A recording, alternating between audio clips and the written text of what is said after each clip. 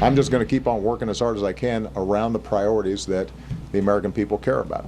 And I think it's legitimate for them to expect me to have to win back some credibility on this health care law in particular, and on a whole range of these issues in general. Well, the president back in November acknowledging he had a pretty rough 2013, but hey, it's a new year, 2014.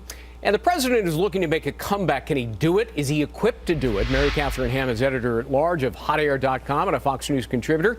Jeff Johnson is a social and political commentator. Thank you both for being with us. Mary Catherine, you know, here's the title of an article that's making the rounds today. Management experts knock Obama. I mean, the knock on him has really been his resume and thus experience is very thin. Community organizer, taught a law school class. You know, he was a senator for a nanosecond. And the claim is that he just doesn't have the skill set nor the executive experience that would make him competent to govern. Is that fair or unfair?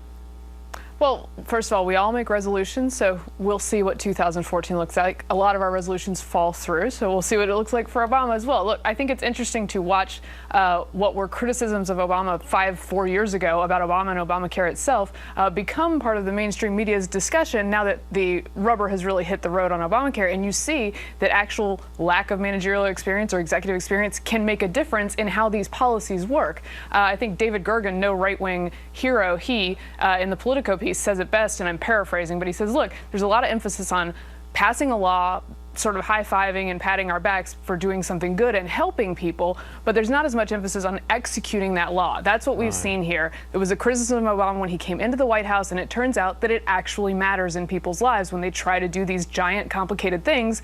And turns out they can't do them. Congress passes laws, and the executive branch enforces those laws. They execute those laws. You know, Jeff, one of the more common criticisms of the president is he's very aloof toward Congress. He is utterly uncommunicative. He and his staff have little or no contact with Congress, even the Democratic leaders there. Do you think that's going to change this year? He will more actively engage the other branch of government, or is it, you know, just too late and out of character for him? Well, I think we've seen in the last 2 years a push in the direction for there to be more communication. I think that he moved away from attempting to push meetings with just congressional leaders and then pushing to create relationships with congressional members. And the media has covered that. And so I don't think that that's a new thing. I do think that going into these last few years of his second term, we're going to see more and more of that kind of communication being more effective, because the communication with party leaders wasn't doing what I think it needed to do for either side. Yeah. You know, all the broken promises has led in the latest polling data, Mary Catherine, to the conclusion a majority of Americans think he's dishonest and untrustworthy. I mean, once you lose the consent to govern, it's hard to govern. Has he squandered and abused the public's trust?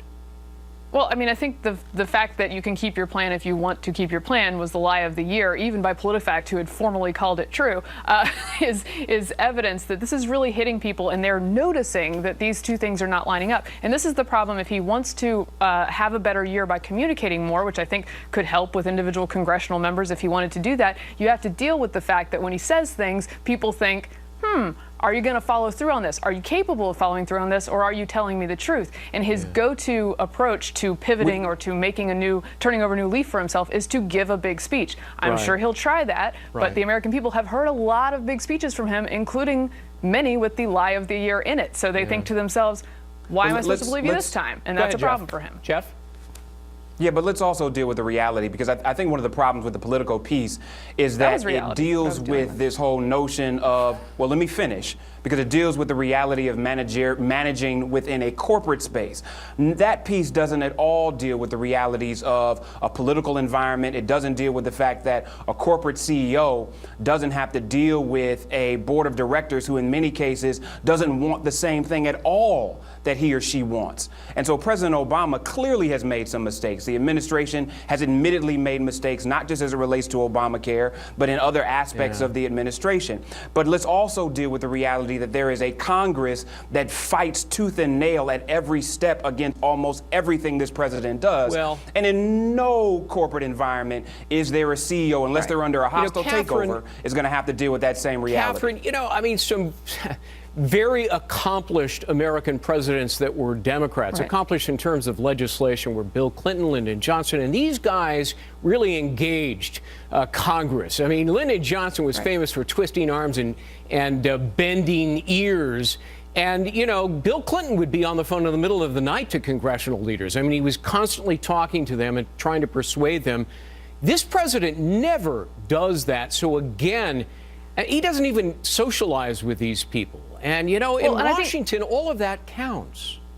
Well, yeah, I think that's true. And I think Jeff is exactly right that this is different than a corporate environment. But he didn't run to be a CEO. He ran to be president. All presidents have had Congresses. All presidents have had to deal with no debate politics. at all about that. That's part of the deal. I know that Democrats think this is so much worse, even though I don't buy that, especially during the Bush years, that the opposition is worse now. But they have to deal with this. It's part of the situation. And he has not put his mind to doing that. He has not dealt with the realities of that. He has not worked on convincing Jeff, 20 people. seconds. I'm out of time. Go ahead and respond.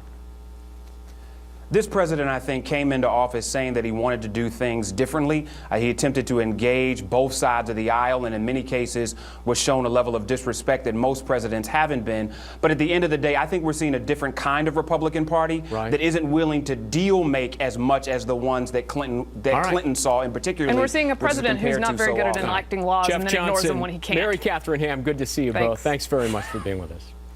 Thank you. All right.